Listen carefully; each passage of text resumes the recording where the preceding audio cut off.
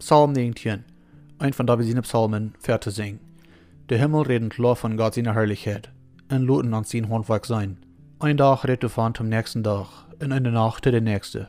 Dort sind nicht Reden mit Wert, du hast auch keine Stimme zu hören.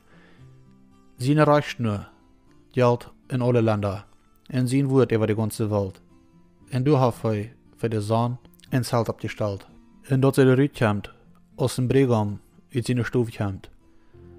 Und freut sich, so aus dem Steuermann, seine Streik daran. Der geht ein eng auf den Himmel ab, und geht ram, bei dort andere eng. Und für ihre Hart kann sich nichts verstärken. Den Herrn sein Gesetz ist vollkommen, und jeft der soll nie leben. Und kann sich verluten, ob dort, was der Herr sagt, und dort merkt er weiß, der dort fehlt. Den Herrn seine Befehle sind reich, und merken ans Frieden am Hort.